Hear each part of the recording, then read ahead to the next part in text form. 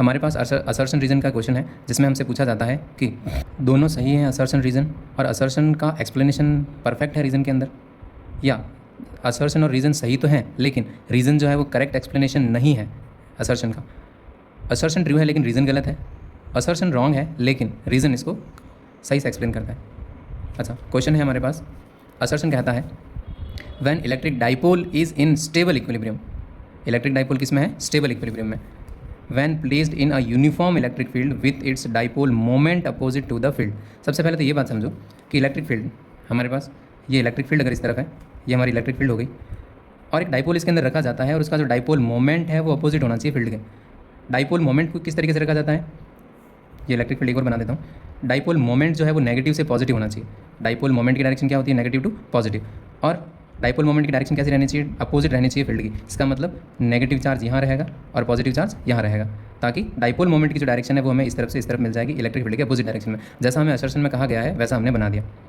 और इस सिचुएशन में स्टेबल इक्विलिब्रियम में रहता है क्या? नहीं, बिल्कुल स्टेबल इक्विलिब्रियम में नहीं रहता, क्योंकि यहाँ पे electric field and dipole moment के बीच में जो एंगल फॉर्म हो रहा है वो 180 डिग्री का फॉर्म हो रहा है। और 180 डिग्री का एंगल जब फॉर्म होता है इसका मतलब दोनों एक दूसरे के अपोजिट है। ये इक्विलिब्रियम में तो रह सकता है, लेकिन अगर इस डाइपोल को थोड़ा सा डिस्टर्ब किया जाए तो ये पूरा घूम कर रोटेट होकर इस तरफ आ जाएगा।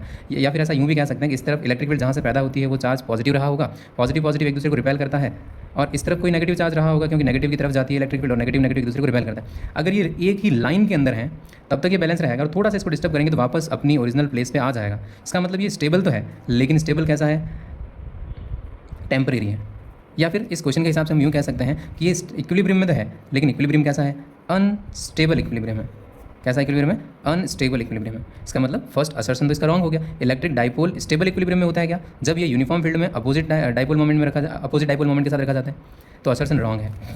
क्यों रॉन्ग है ये मैंने एक्सप्लेन किया आपके साथ। रीज़न कहता है कि no torque acts on an electric dipole when its dipole moment is in direction of opposite to the field. जब डाइपोल मोमेंट अपोजिट होता है तो इसके ऊपर कोई टॉर्क अप्लाई नहीं होता है, क्योंकि टॉर्क का जो फॉर्मूला होता है, टॉर्क का फॉर्मूला होता है पी ई साइन थीटा, और हमारे पास थीटा की वैल्यू 180 है।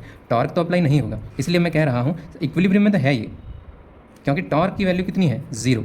लेकिन अनस्टेबल इक्विलिब्रियम। अनस्टेबल क्यों है? क्योंकि थोड़ा सा डिस्टर्ब करेंगे और टॉर्क अप्लाई होगा और ये वापस अपनी ओरिजिनल प्लेस पे आ जाएगा वापस से। तो रीज़न तो इसका सही है, मतलब हमारा आंसर हो जाएगा A is false but R is true. Thank you so much. अगर सॉल्यूशन एक्सप्लेनेशन पसंद आया हो तो वीडियो को लाइक करें और चैनल को सब्सक्राइब करें।